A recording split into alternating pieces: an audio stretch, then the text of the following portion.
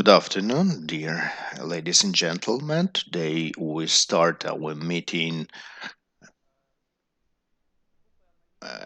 group of analysts of Public Oversight Council, which oversees and monitors the annual national plan and the auspices of NATO-Ukraine Commission. The aim of our meeting today is discussing the priorities of our Euro-Atlantic integration, which are incorporated into that program for 2022.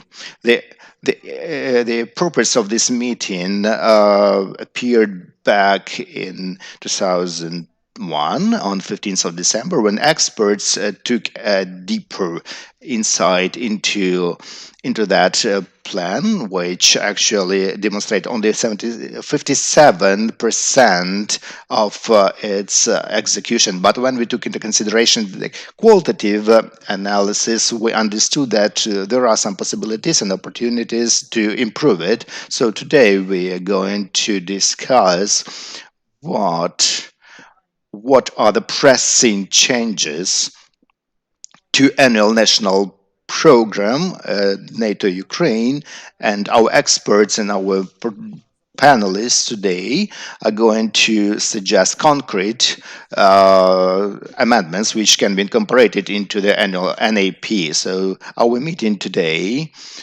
is taking place in a very hard time of negotiations between aggressor Putin and NATO. So yesterday there was such a meeting held between United States and Russia in Geneva, and tomorrow will be a bigger meeting of Russia with OSCE organization. And this time, when Russia cast doubts on Ukraine's right to decide on something, our Western partners, they reiterate that they recognize us as equal partner, and reiterated that many times that there can be nothing about Ukraine without Ukraine. So NAP, Ukraine NATO, is our internal Ukrainian program, which makes us closer to Euro-Atlantic integration. And I'd like to give the floor to one of our initiator, Andriy Levus. Thank you. Good afternoon, ladies and gentlemen. So today it's quite symbolic that today we started our event.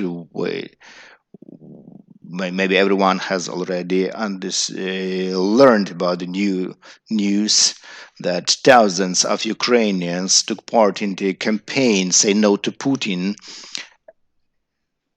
So what should be the best for answering Putin's and Kremlin's ultimatum on behalf of Ukrainian government? So it's quite approximately we can call pro-NATO reforms, but this is an implementation of NATO annual national plan, and our assessment, our expert assessment, which we did at the end of the previous year in order to effectively continue our movement towards our mutual Euro-Atlantic home, and we have to focus a national program and outline the priorities and the main issue that ANP meets the requirements of life. And because when you learn it, when you learn that experience, you can have an impression that in some parts it looks like absolutely unreal, and in some parts it's just a crap, because they have some activities included which only correspond to their agency needs. So that's why our event today is focused on the priorities, and this is a key and important meeting. Moreover, we have possibility. So Dmitro will go in to expand on that a bit, but we are trying to be in time before it is signed by INP, signed by the president this year, and come up with the concrete steps which definitely have to be incorporated in that program. So this, without getting into changing the strategic goals and tactical goals, they are good, especially on the level of definitions. But we had also consultation. We held consultations with NATO about the events and measures, how to get closer to those aims. It's quite difficult. So what I would like to single out is that the plan is quite simple. We have to single out several concrete steps, and after that, we have to address them to the president, submit them to the president for the consideration, and not just by the means of postal service, but also we can start a new campaign, to launch a new campaign, and to gather some support from like-minded organizations and influencers, because that, in this case, it will be a proposal on behalf of civic society, and after that it will be official campaign. And it should be so. It should be, as it is mentioned, in a quite narrow circle. It should be constructive, because the president always reiterates his Euro-Atlantic views, and that he wants to see Ukraine in NATO as a full-fledged NATO member as soon as possible. So we'd like to do that in order to help the president in this regard, that the civil society has such a plan, and also further, when president takes this in consideration, this is one scenario, so we will have a possibility to monitor it in real time. If he won't recognize that effort, we have actually to make this step. And this meeting is streamlined for representatives of diplomatic community, especially our partners abroad who are interested in Ukrainian issues. And we consider that this discussion should be public, it should be open, transparent. And today we're going to discuss the main provisions of ANP, and also we're going to monitor the reporting on the level of execution of ANP and engagement of civic society as well. Experts as for the forming of ANP and shaping ANP in order to make this process more foreseeable and more modern according to its gist, but not that which we have right now, and as it was done before. So, well, that's all I wanted to tell. This is just a beginning. We're going to expand with information campaign. Maybe we will have additional meeting on that. And now, thank you very much, Andrei. This is obvious that this is a state-oriented action which is about the party interests, about the political agenda. This is about national interests of Ukraine. And now I'd like to give the floor to Hanna Hopko, who, being a member of a committee on foreign affairs, he was a champion of NATO reforms as well, actively taking part in achieving a tangible result when course to NATO is enshrined in our constitution, and she also is a member of ANS. Yes, she's co-founder. She's co-founder of ANS. I understand that we live in a country where everyone is a president, but actually, thank you. Thank you, Capitulations Resistance Movement, for such initiative, for creating a public oversight council for the for monitoring ANP, because despite the fact that it is enshrined in our constitution, full NATO membership and the European Union membership, so but we have to make efforts in order to make it happen. So we have done a lot of work on this moment, but efforts which we take now, they are also very useful in order to stimulate the dialogue with our foreign partners, Western partners, when we hear about reforms first, and then we are going to talk about the prospects for future membership. We have to develop a roadmap to reforms like we did with visa-free regime, but then they will mention that there are some NATO countries which are not ready to irritate Russian Federation and consider Ukrainian membership in NATO. So your professional work deserves engaging not only civic organizations, non-governmental organizations and experts who are quite thematic, but I'd like also to see on behalf of the Parliament, from our committees on Euro-Atlantic integration, Committee on National Security and both on, it should be also bipartisan from the authorities and from the opposition parties, on behalf of Vice Prime Minister and parliamentarians, and further steps for the monitoring of ANP should be engaged. As you have already mentioned, this is a state-oriented process, and those people who are responsible, who have the authority, necessary authority powers to do that. So also I'd like to say that at the end of the previous year in December, in our network ANS, we conducted a youth model of a parliamentary NATO assembly with 25 participants from different countries.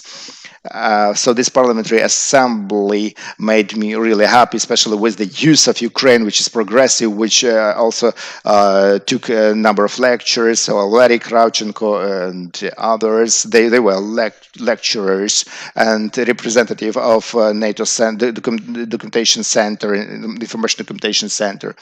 And for the future, when we'll have a parliamentary assembly of NATO, and this is a historic event which will be in spring, maybe for your analysis will be also possible to formulate just on the eve of the first session, which will be held in February.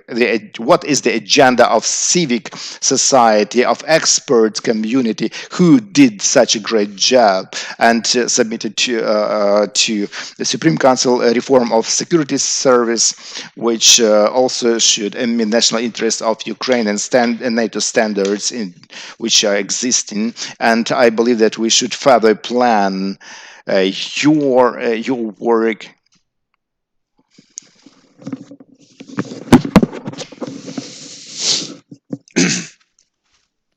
And when all delegates will come back, it would be possible to remove a certain part of requirements to the Ukraine and prepare to this summit in Madrid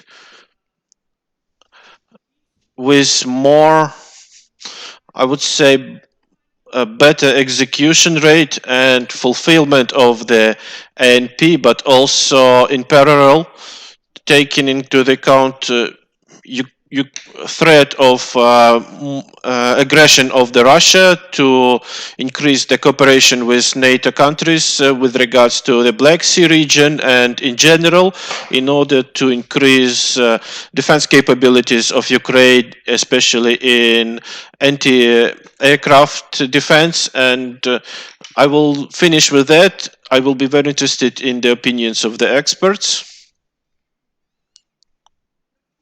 And to hear about the practical aspect of the advocacy of decisions of the Parliament, when the new parliament session will open up in February. And in order for all these efforts to increase the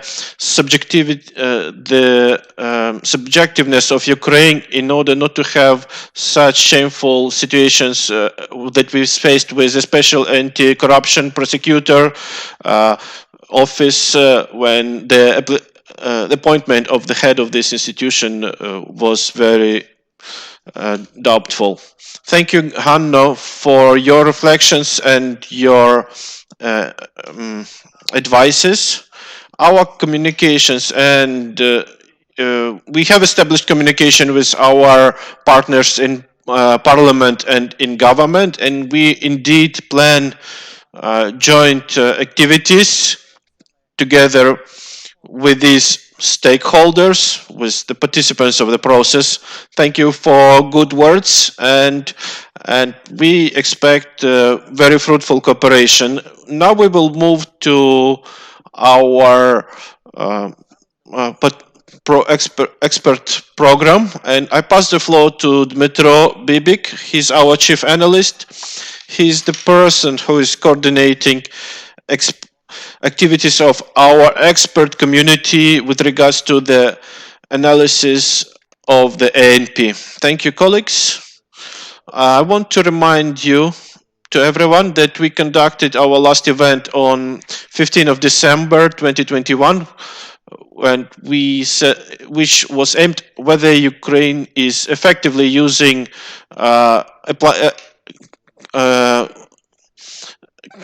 complying with the decisions of the ANP, and we found number of drawbacks. Of course, mechanical approach on approvals between the institutions, different while the program is being developed, having too much details in ANPs and action plans, and lack of leverages from the public organizations to influence on the content of those programs. And we decided to set up a number of suggestions that are aimed to remove those drawbacks. So we raised the call for the suggestions from the experts, and a lot of experts gave their contributions, and we had an issue on selecting like 5-7 key areas on which we will be providing our most valuable suggestions that would be easy to implement. We were able to achieve this goal, and later on we will discuss them in detail. And now I want to mention that how this can be implemented from the procedural point of view. Development of annual national programs is regulated by the regulation on ANPs, and according to this regulation, the Cabinet of Ministers of Ukraine was supposed to receive from the Ministry of Foreign Affairs by December 20 the prepared draft of the ANP, and after Cabinet of Ministers approve it and making their corrections, or then this draft ANP should be passed to for signing to the President of Ukraine, and this should be done until January 31st of this year. So there is a certain legal possibility.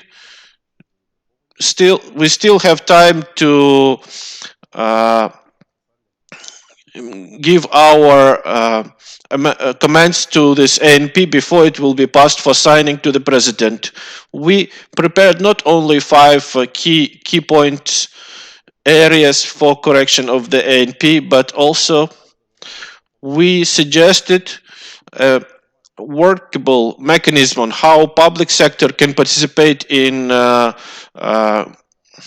preparing ANP and in reporting on the ANP execution. So we prepared our suggestions to the regulation on ANPs. We want to have a particular date for signing the ANP by the President of Ukraine, and we need a more workable mechanism on how public organizations can be involved in forming those ANPs, whether it's and with the requirement to make the reports on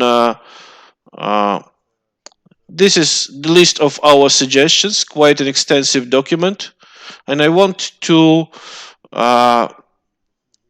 draw your attention to the main areas on which where we provided our suggestions.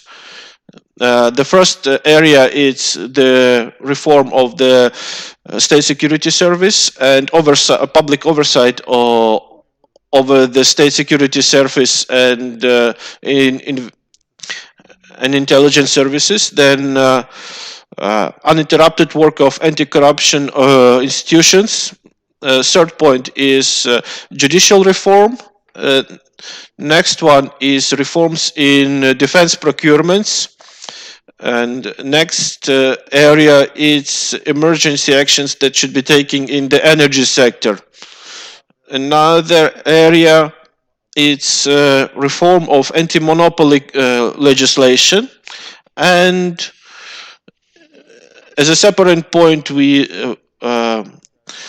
highlighted certain things that are usually omitted or like receive little attention both from public officers and from the public sector to work with the we want to talk about the integration of our activities in R&D in order to strengthen security and defense of the state, and about actions on integration of Ukrainian scientific community into European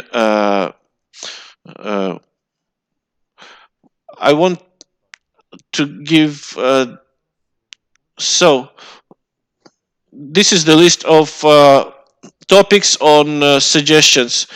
Do experts have the shall we discuss the table that you presented to us? Every expert will talk on his area on those highlighted areas. I will explain how we will later advocate those suggestions for approval.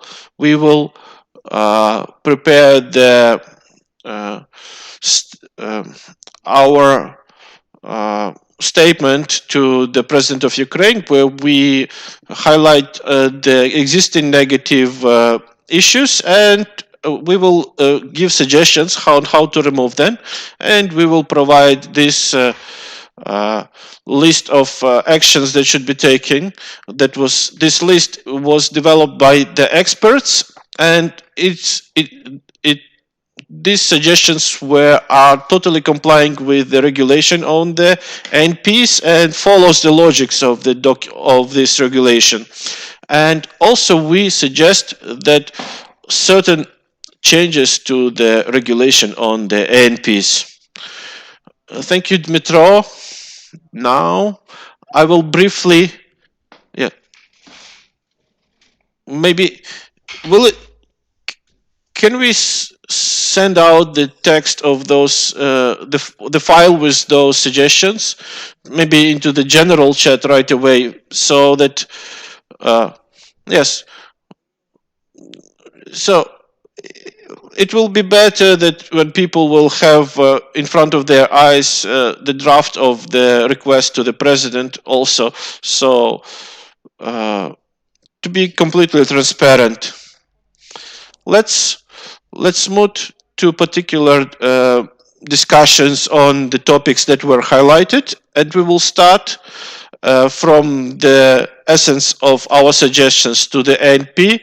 And the first speaker will be Dr. Igor Korsh, Senior Fellow of the National Academy of Legal Sciences. And Mr. Igor will tell us about his changes to the ANP that are related to the oversight over National Security Service. And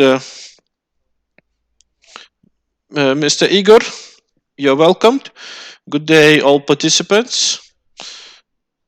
I will touch the issues I'm working all my professional career on. The reform of the State Security Service is very urgent from my point of view. Currently, State Security Service is preparing to one of the large-scale reform, and this reform was predecessed with a number of formal illustrations, but still the structure of the SSU is remaining much in line with the structure of the Soviet KGB organization. So until now, SSU is continue to perform law enforcement functions, and she's still involved in issues that are related to certain economical issues which is a matter of occurring corruption within this service. Our task is to transform this service into small high technologically structure like Mi-5, and with extensive list of tasks which will be assigned to the SSU. First of all, it's counterintelligence, fighting terrorism, and protecting state secrets. These will be main tasks put on this service, and this vision is agreed with our foreign expert. All functions should be transferred to other state authorities. Of course, first of all, law enforcement functions should be totally under the law enforcement agencies. So, according to this format, we're conducting reforms of security services in other post-Soviet countries. And during year 2020, there were extensive discussions in the parliament about the draft law of 3196D that was submitted by the President of Ukraine, and the initial draft caused a number of discussions, but I was participating in the working group, and I was working on many suggestions that were provided to our working group. We spoke about many issues, and by today, this draft law is ready for the second hearings. If you ask me that this draft law is perfect, no, that's not. We still have a lot of doubtful issues, and there are still a lot of discussions about that draft law. One of the biggest tasks for reform was demilitarization of this of state security service. This draft law provides a certain transitional period for this. So state security service will be a civil service with like police-like ranks, not military ranks. Also, it's very important to remove corruption-prompt functions from the state security service, and the draft law that was prepared for second hearing removes all those functions from the SSU. So that's the positive matter about that draft law. More difficult situation is with the economic activities, involvement of SSU into economic activities. And we know that SSU is now actively involved in this area, and they don't want to give away those functions. And the management of SSU is persisting that they want to keep the functions of counter intelligence factor of in economic sector, and they will still remain have possibility to uncontrollably check enterprises, and that's the can be a point of corruption in this service. Next thing is transfer of the investigational functions. The draft law provides the period for transfer by 2025 of investigative function from SSU to the law enforcement agencies. With regards, this is about the crimes that were committed in the sphere of national security. Like with this kind of transitional period, during this period we will solve all those issues. Why we have this period until 2025? Because the investigators this investigators of the State Investigation Bureau will be not ready to receive the amount of those cases that are now had been opened by state security services. So this will take a long time to transfer all those cases to the State Investigation Service, Bureau, and so. But 2025 will be a deadline. When we were preparing the draft law for the second hearing, we also faced another global problem on how to find the balance between the interests of the security of the states and adhering to the human rights on other side. And notwithstanding to all military threats that Ukraine has, and this SSU has to conduct all the activities only after having the permission from the court and under the prosecutor's office oversight. So without any exclusion.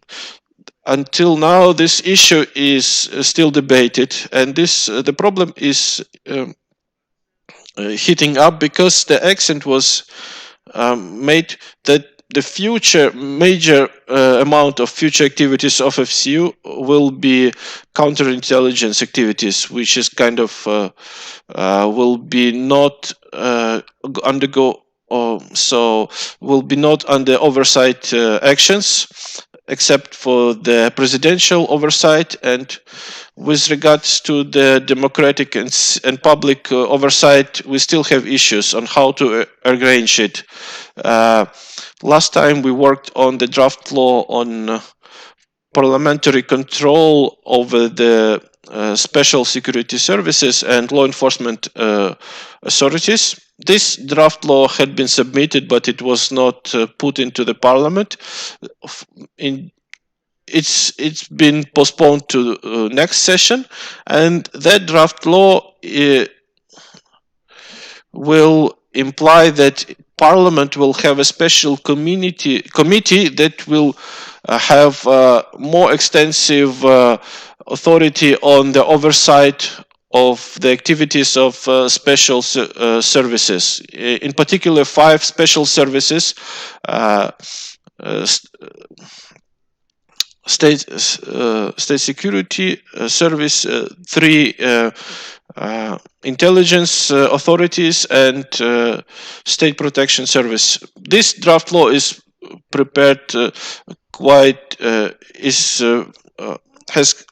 is very of high quality, but until now it is not proposed for consideration to the parliaments. I don't know why it's dragged. So another issue is purely public control over the activity of the state security services, which is already generally introduced in many developed countries. So, uh, so maybe we can have a certain POC at state security services, but we don't know who will participate in that POC and how it will work, and this should be mentioned in the draft law. And it remains when the draft law is being considered. Why? Because counterintelligence activity is not controlled at all. So the parliament cannot control it. Prosecution office is not authorized to control it. I mean, counterintelligence activity. And let me repeat that again. So it's only administrative and formal control, interagency, and formally by the president. So that's why there is a big problem. Also, a big problem remains as for upholding the rights and freedoms of citizens, because there is an example, such provisions as which provide SSU to to make request of any information without explanation why do they need it and how this information will be used further, makes this service almighty, because so no one can turn down providing information to security service of Ukraine. That's why we have to work in this direction further. Thank you very much. Unfortunately, we have quite limited time, and one more thing which is really topical problem which is not mentioned in the ANP is as for the military justice. This is really topical, so we have it included on our agenda, and we will ask you again to dwell on that, on military justice. Thank you very much, Mr. Korsh, for such deep insight and analysis of the situation regarding reforming of security service of Ukraine and civil oversight of this service.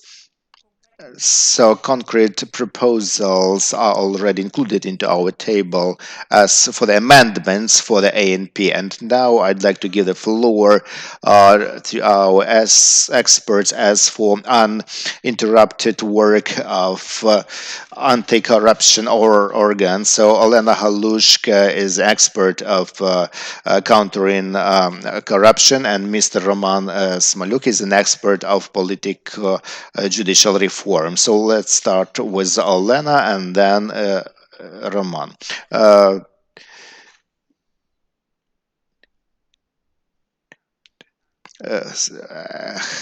Good evening, everyone. I'm really happy to participate in this discussion today.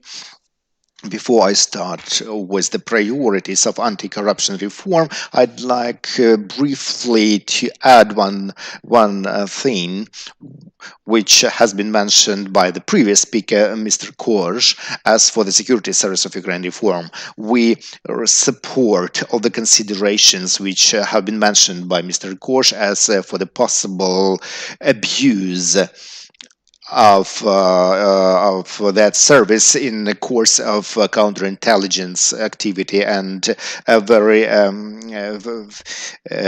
bad public oversight, and also depriving this service of police function, depriving security service of Ukraine the police functions which they have right now, and sometimes they exert pressure on business enterprises, also conducts investigations, anti-corruption investigations.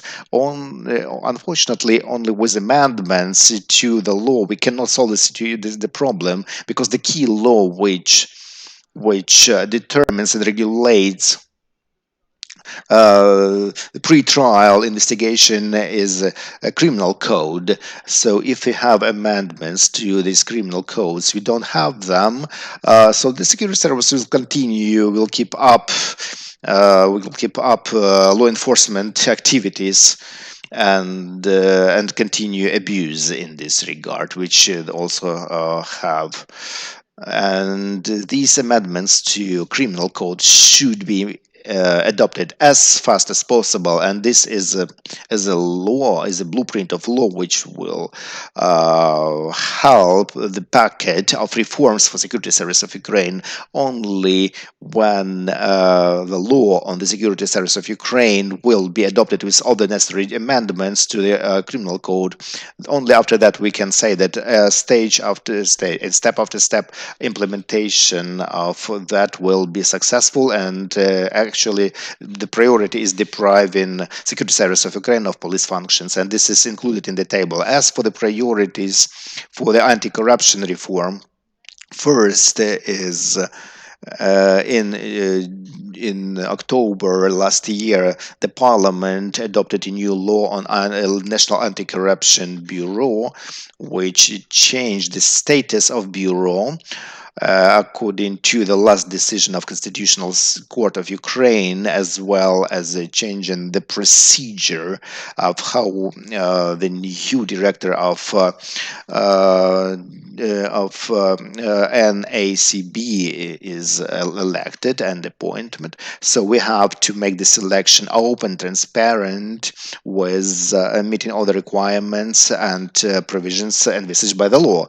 So we assess this procedure as positive, as a great step forward, because the selection commission will consist of 6 persons. 3 of them will be delegated by the Cabinet of Ministers and 3 by other member countries, and with the major power on behalf of the international participants. So this is really important that this project should be implemented as transparent and impartially as possible. So the next, which refers to the anti-corruption prosecutor office.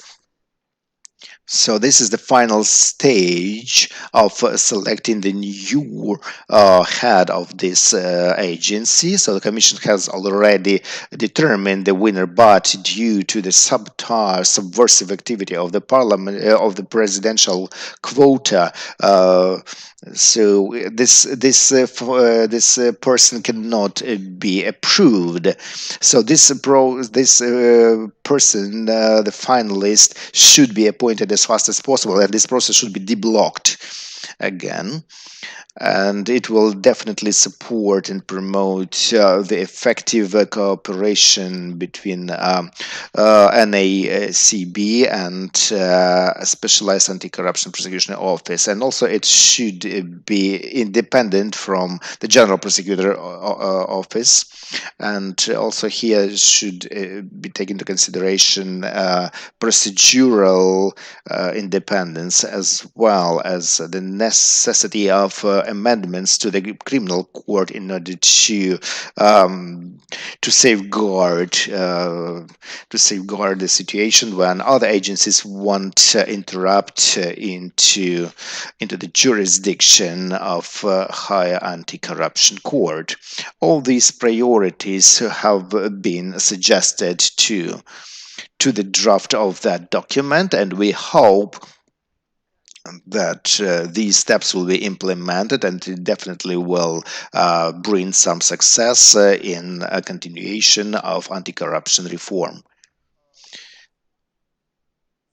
And now I'd like to give a floor to Roman Smaluk. Mr. Smaluk, I know that you're going to present the political judicial reforms. Mr. Roman Kubida, as well as took part in the development of some programs. Roman, are you with us? This is not Roman. This is Mikhailo Zhurnakov, because Roman has some technical issues, and he says that he has a bad internet connection, that he cannot take part in this meeting.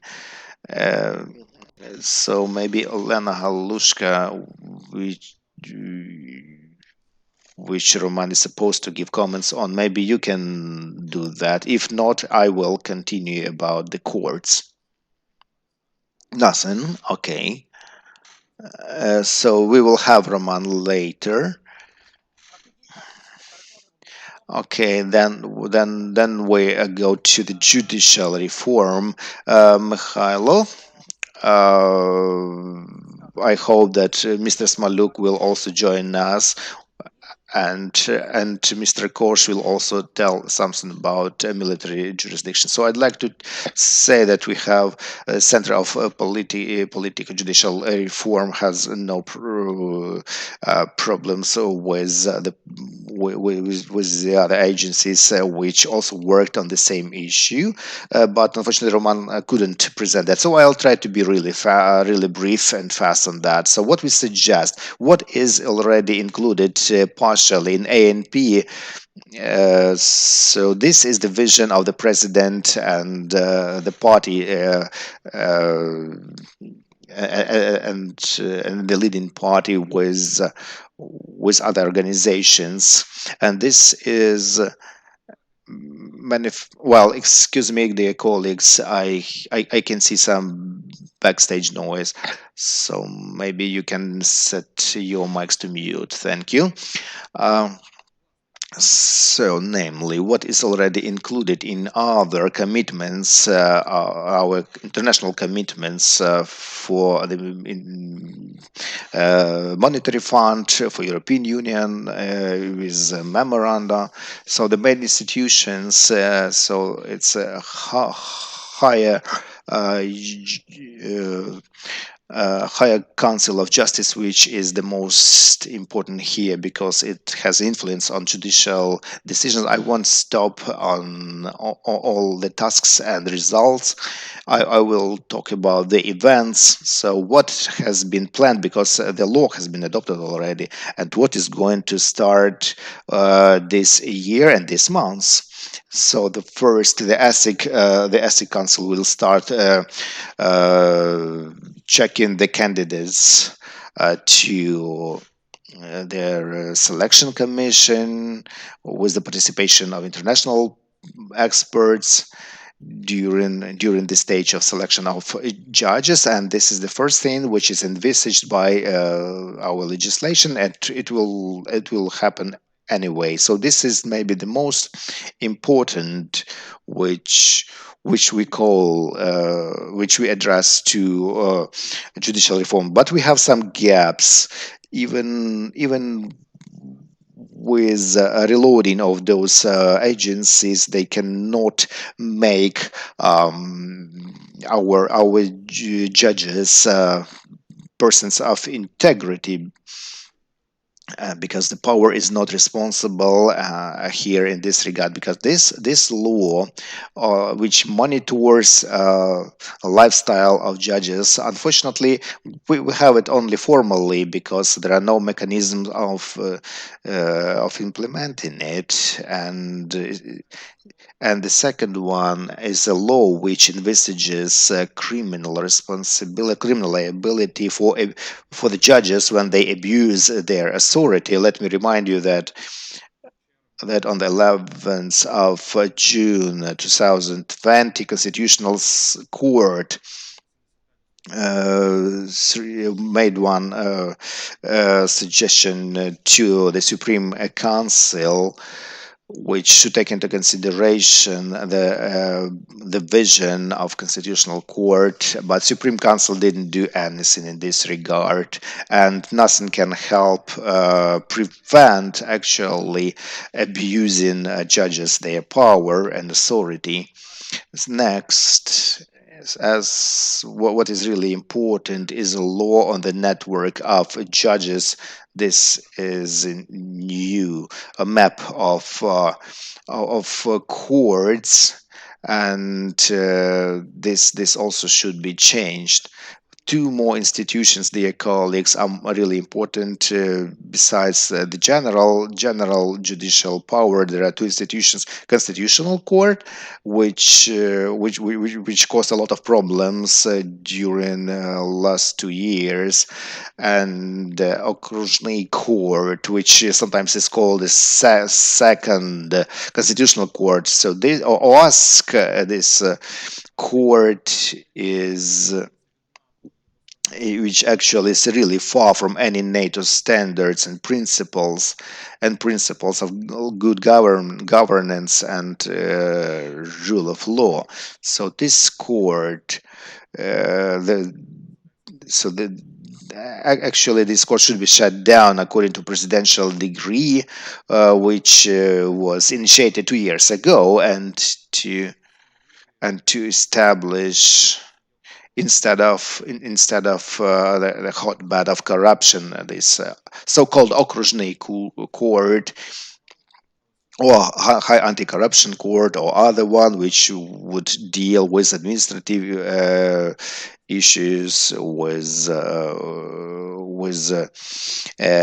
different disputes, which is in jurisdictions of so-called Okruzhny Court.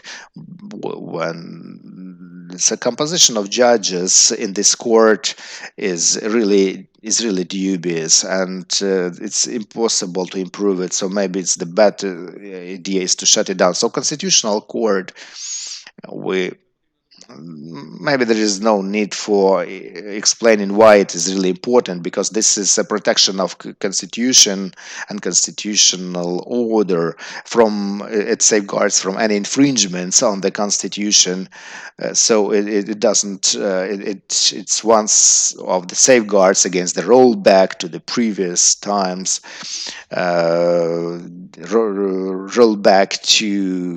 rollback of reforms. And I believe everyone remembers the decision of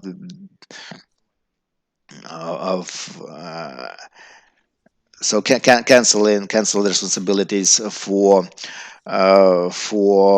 unbiased for some biased decisions, and so this should be done with the help of international community, with the expert pool, with expert community who should check the competence and integrity of the judges. And maybe last but not least, the reform of higher judicial education for improving their educational level, their professional level, because today in Ukraine, unfortunately, the preparation education of legal advisors is really bad.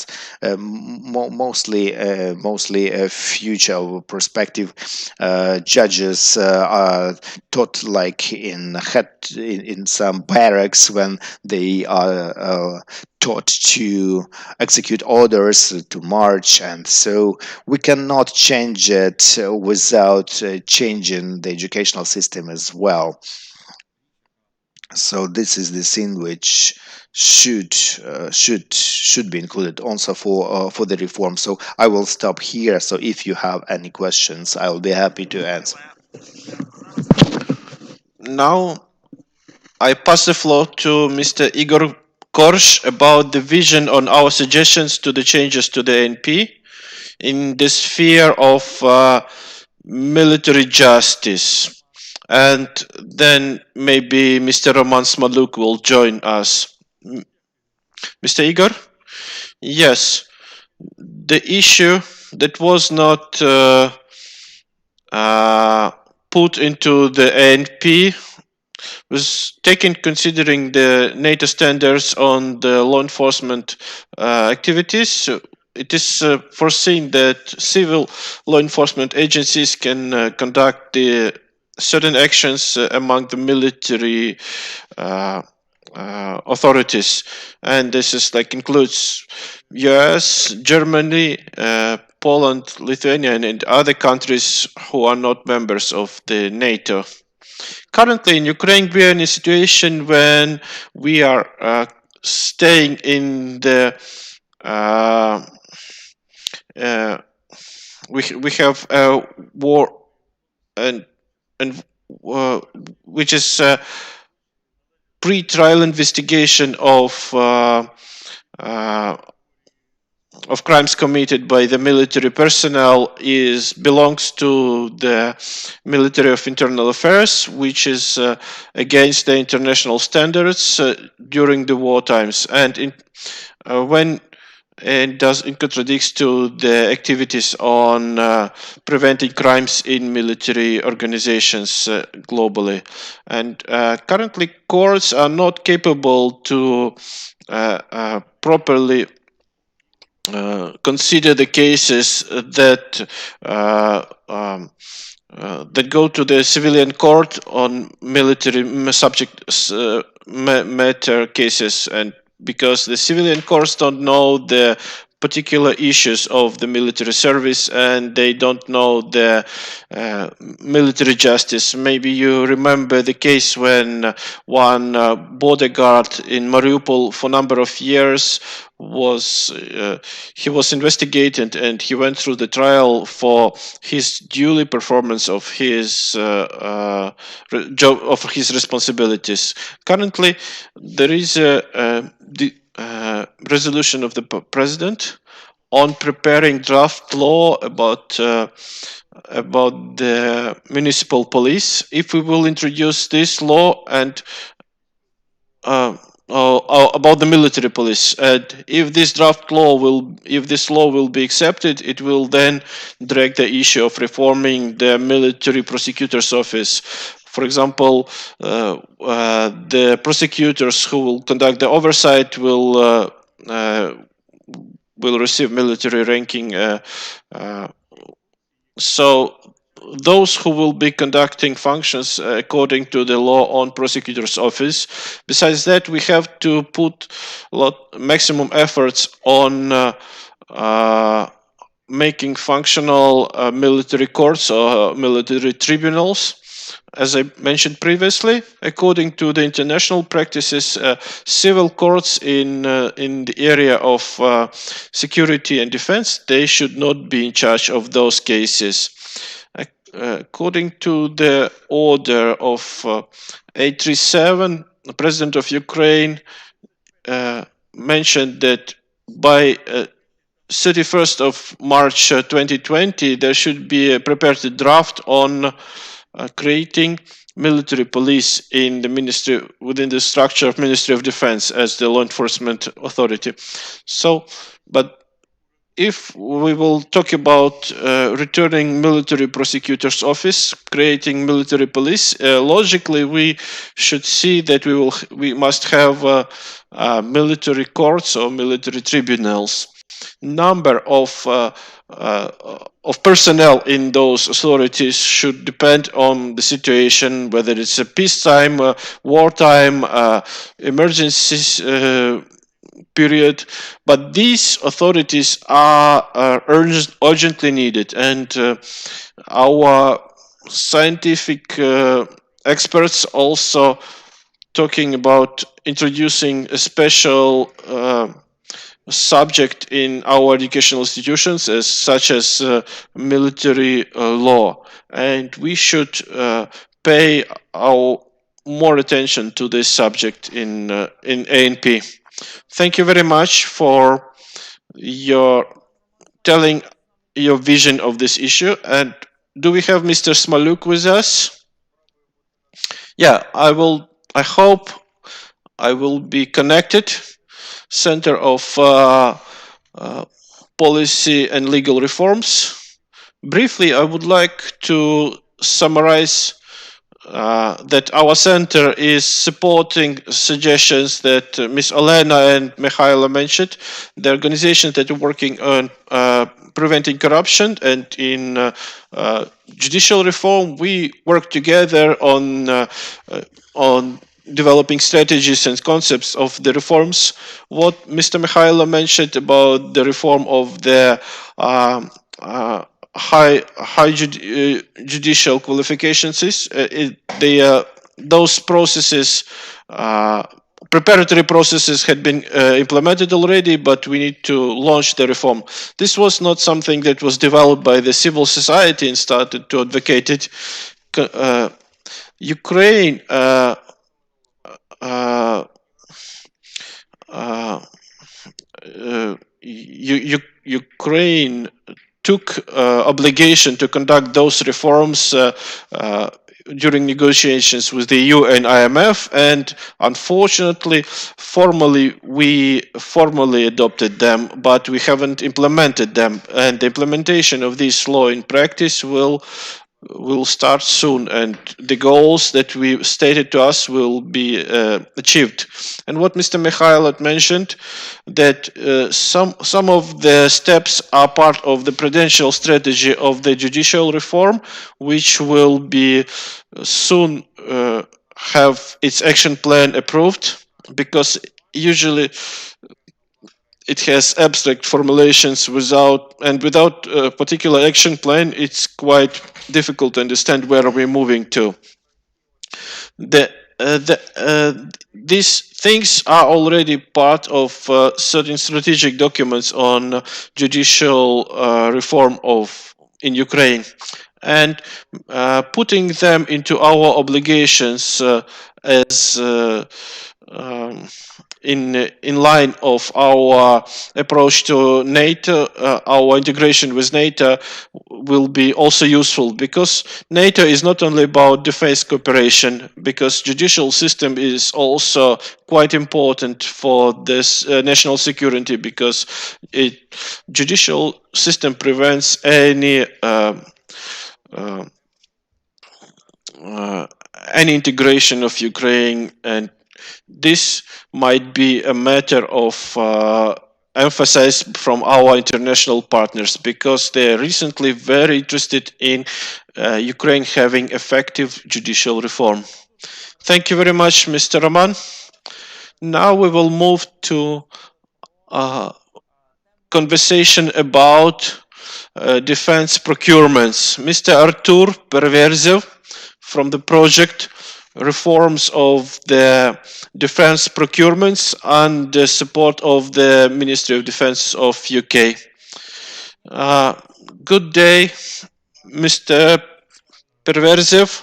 Please briefly introduce us your suggestions on this area. I will be very brief, because majority of the tasks in the ANP on procurement, they've been put there for quite a long time, and in the course of work of COP, they moved to for the next year if they hadn't been accomplished in the previous years. Now we are in a situation that we have a number of very correct tasks, but they are not being implemented, because they've been dragged from year to year. When we had a situation, certain tasks had been accomplished in 2019, and then they were just cancelled in next year, and we moved back to certain points that were considered accomplished previously. So that's how we now we can talk about the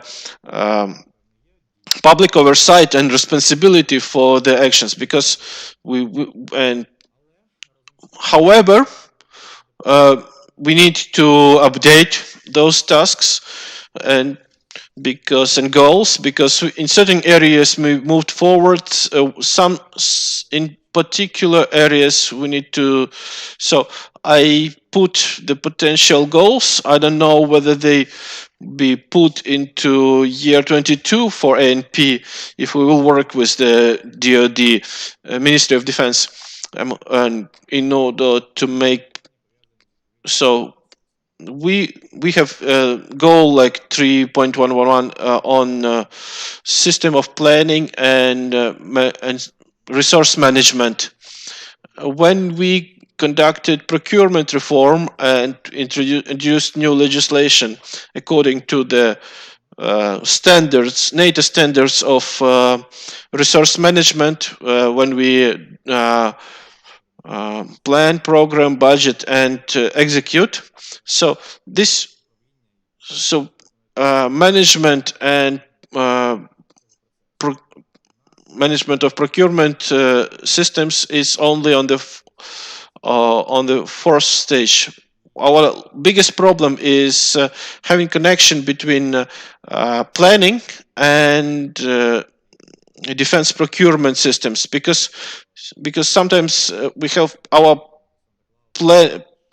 planning programs are kind of wish list for to Santa Claus, but not middle term planning programs, and because COP don't have capabilities to to to put the necessary legislation in order to introduce into our legislation the system of resource management. Why we have to put issues of the legislation? Because if something is not put into the law, it's very doubtful that certain authority will give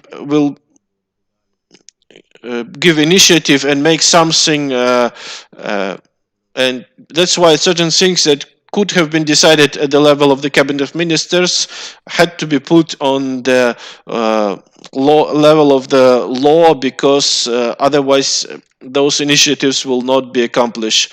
So we have to move from day-to-day planning programs to the real system of planning and long-term planning, because now many authorities they use linear approach, line items like food, like very bright things, broad things, but while, for example, with proper budgeting, we should see the figures on how much each weapon system will be requiring funding for like next 5 years. Unfortunately, nobody can prepare such calculations at the moment, and for the next 3-5 years, this should be our next major task for the resource management, to fill up this gap and between the planning and procurement services in the Ministry of Defense. This is something new that we are suggesting, and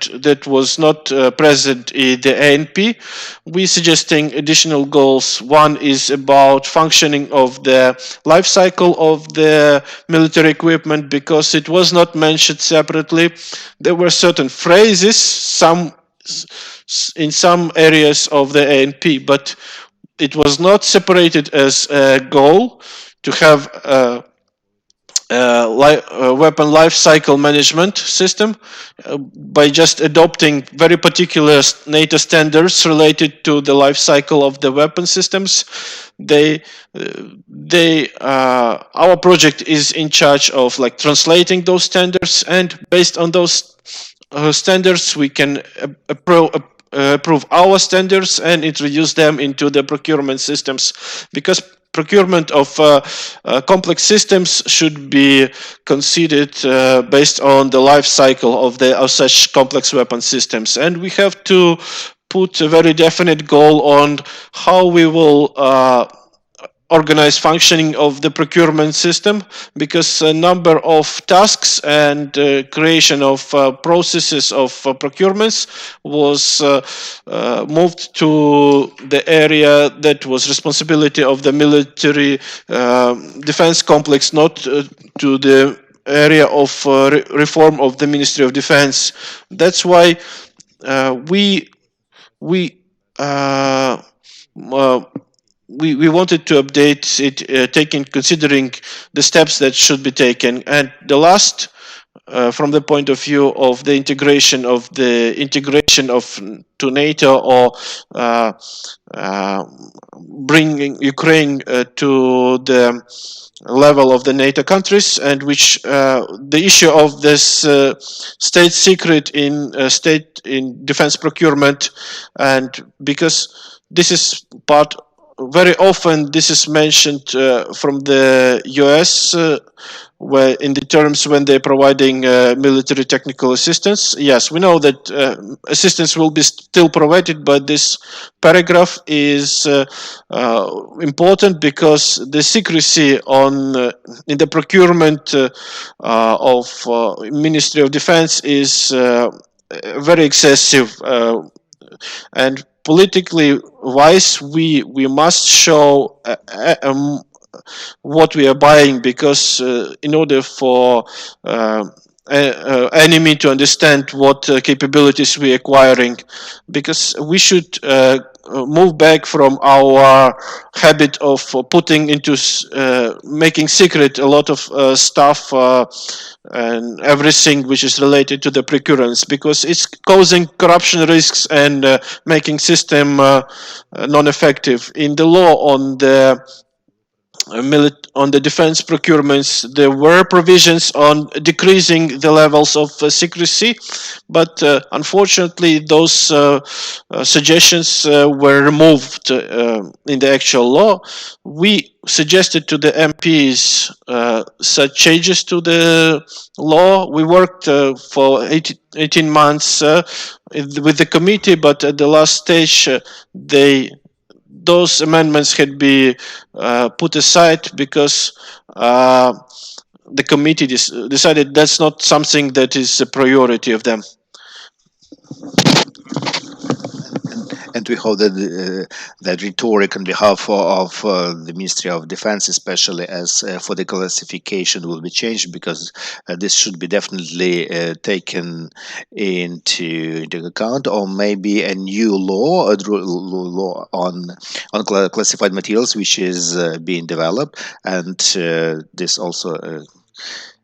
And despite the fact maybe it is included in this ANP or next ANP, until we will have a reform security service of Ukraine with achieving a decreased of our acceptance of what constitutes risks and what doesn't consist risks. So this is all. And one more thing which is tasks which sometimes they migrate from one NEP to other, but well, we're starting in February. We are going to hold public debates on ANP for 2023, and there are some considerable corrections as for the logics of disclosing some issues, and for some, and to the elements of structure of ANP. So today we are working in emergency mode, like assisting the fire in the most important realms during the next several weeks. Those proposals can be included into presidential decree. But talking about big scale changes and amendments, we are going to talk next year. Thank you very much, and I give a floor to Mikhailo Honchar, the president of the Center of Globalistics Strategy 21. And Michal is also a member of Public Oversight Council. The floor is yours, Mr. Honchar. So I deal with the issues of energy, and I will try to be as brief as possible, because this is almost the end of our meeting today. Among the range of priorities, we have to single out two. Actually, there are more of them, but there are two extremely important priorities as for the national resilience and sustainability, with creating necessary reserves of energy resources for going through the whole year. Take consideration that we have 2 times previously, and we achieved and instructions how to get into this winter period with the lowest level of coal reserves.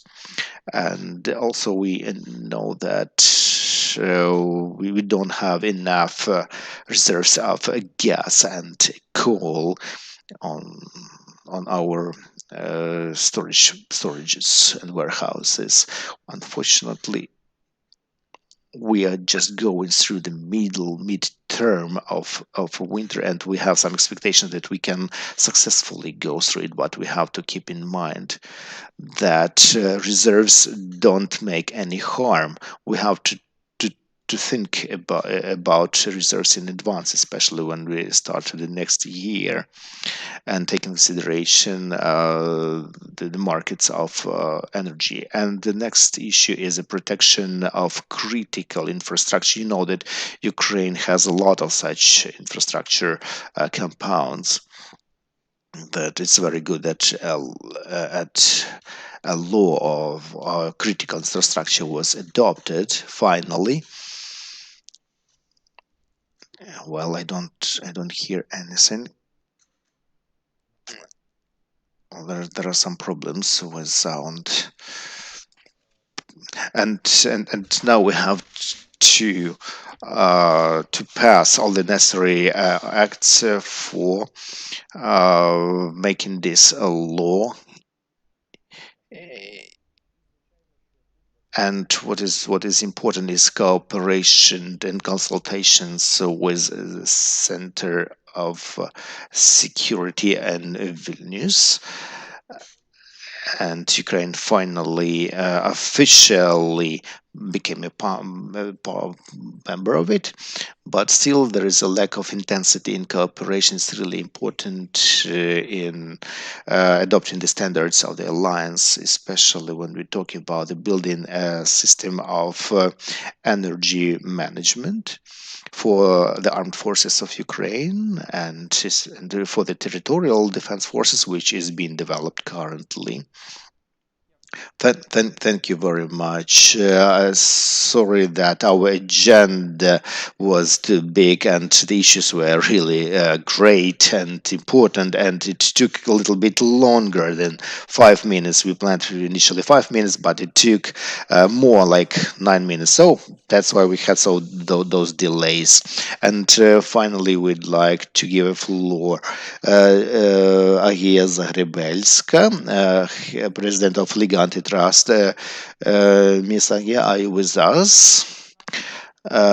Please share with us your vision as for the amendments to be implemented into ANPS for the anti-monopoly reform. I know that Ukraine made a huge commitment as for the independence and effectiveness of anti-monopoly system, and in a memorandum with the International Monetary Fund. But together with that, how can we strengthen that through the ANP? Please dwell on that. Thank you very much. I'll be brief also. So the first, I'd like to tell how this issue was included, anti-monopoly issue was included into ANP. Anti-monopoly policy of Ukraine, this is one of the biggest challenges the whole world is facing. This is also about national security.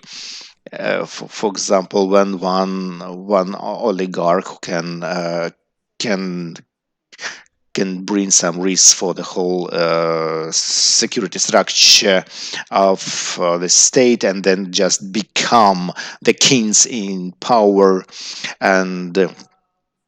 And also we have the best values when we talk about environment, when limited resources are used efficiently, and economy, when the most effective competitors use these resources responsibly. So in Ukraine there is no foundation according to International Monetary Fund, and such commitments we took when we joined European regulations, and we don't have stakeholders in Ukraine and participation of civic society. We have anti-monopoly committee, but this is quite politically dependent. It depends on the policy, and Ukraine is not an exception here. United States has the same, so big capital make the final say. So this dependency makes our anti-monopoly committee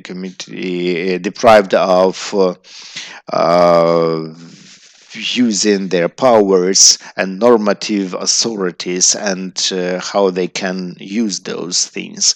As for the engagement of the civic society, we don't see that at all. People don't know that. People have no feedback from anti-monopoly committee. For 2020, we suggest really efficient and simple plan which can be implemented, except one, which is also included in memoranda with the International Monetary Fund, and one is included in association between Ukraine and European Union. So first is operational independence. I don't go into meticulous details. So I believe that everyone understands more or less. So, what is operational in independence of anti-corruption agencies? Second is a transparent procedure, depoliticized procedure for appointing the anti-monopoly committee head and depriving politicians from firing the heads of anti-monopoly committee at their whims, and authority and powers of anti-monopoly committees sometimes get into dispute. And the final issue is transparency of the anti-monopoly committee, because mostly information is not reachable by civic society and uniting entrepreneurs for submitting appeals on behalf of the clients, especially when we have like big players. Accordingly, there is synergy on behalf of small and medium business, and civic society can help them to win in this competition when forces are not equal.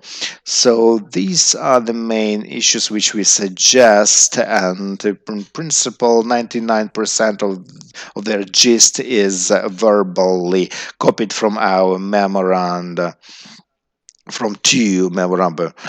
And I don't believe that editorial formulation of those memoranda can cause any discussions and debate on behalf of the power, because our authorities have already approved that several times. In order to have it implemented, to have this plan implemented, we should make the amendments to the several laws which can be actually suggested as a packet of laws. So this is only considers anti-monopoly and anti-corruption issues. So we want to have it in the first building a foundation which will help us to achieve tangible results immediately, and starting from it, build further things which will actually, there is no end to perfection, and we can definitely thank you, Ahia, and many of your suggestions, and not only from anti-monopoly sphere, are proposals which Ukraine has already taken as a commitment before different partners, or in our domestic legislation, or also in memoranda with International Monetary Fund, or in association agreement with European Union. So we look at realistic and very clear things which Ukrainian state can and should do in 2022. Thank you very much for your vision, for your suggestions and amendments to ANP. Also, we have a member of POC, Public Oversight Committee, Anton Sinenko, a researcher. So the floor is yours. And please share your opinion and your vision of the amendments to ANP. The floor is yours. Dear colleagues, first I'd like to extend my thanks that at the very beginning of our talk today, we also looked at the science because usually science is left at the periphery of any discussions. And in our states, we have a lot of problems. I support anti-corruption reform, anti-monopoly committee, anti-monopoly legislation reform, and SSU reform, but etc. But what actually our state faced after the aggression of Russian Federation, that we have a great difficulty of standing off with Russia without integration of scientific systems and European Union, and NATO, Ukraine and NATO member countries. It's really important for military technical cooperation and generally for the development of Ukraine as a modern and successful state. That's why I'd like to voiced several ideas of two experts who provided their suggestions as amendments to the program. Andrei Tristan is a member of Science and Technology Development Agencies. He suggested the idea that state should integrate efforts of researchers in the sphere of defense and security. And this is really a topical idea with all the details and elements which you can find in a table. They all included, incorporated, because at the very beginning of Russian-Ukrainian war, what happened is Ukraine doesn't pay much attention to the modernization of military hardware, but also doesn't pay attention to research in this realm in defense war. Well, with outdated weapon, we can hardly defeat our enemy. And Andriy Shevchenko, one more expert and specialist on integration of Ukraine into European research sphere and field and environment. So, what is the problem when we talk when we talk about the countries who united in European Union for achieving some aims and purposes of their development? So, but in science, in quotation mark, this is a research environment. It's about the assessing of science researches, joint structures, creating open market for innovations based on digitization of science, open innovations, and etc. So starting maybe with 2016, Ukraine meets the demands of European integration into European research environment only formally. So we don't even have meetings of national science and technology meetings. So they just were held several times after the reform of education and science back in 2015, but they should be held at least one time per 3 months. And this is the main platform for the interface of authority and science where such problems can be solved. So national council and activization of this mechanism is one of the elements of integration of Ukraine into European research environment and space. So I'd like to support their typicality of these two ideas. Thank you very much, Anton. And we have 5 more minutes for potential questions, answers, remarks, feedback, and we will wrap it up at our today's meeting. So a lot of time was actually took longer than we have expected according to our agenda.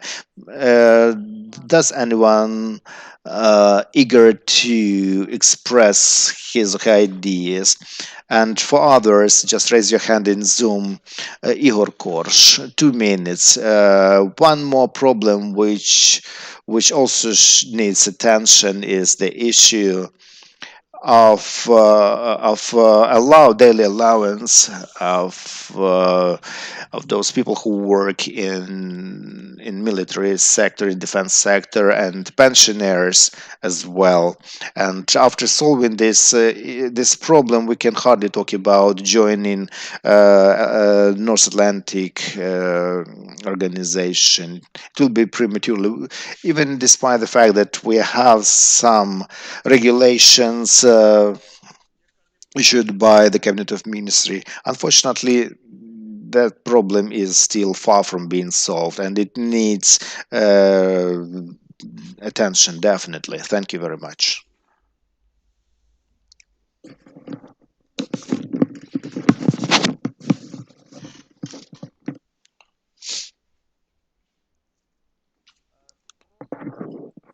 Uh, do we have any requests for comments from our Zoom participants?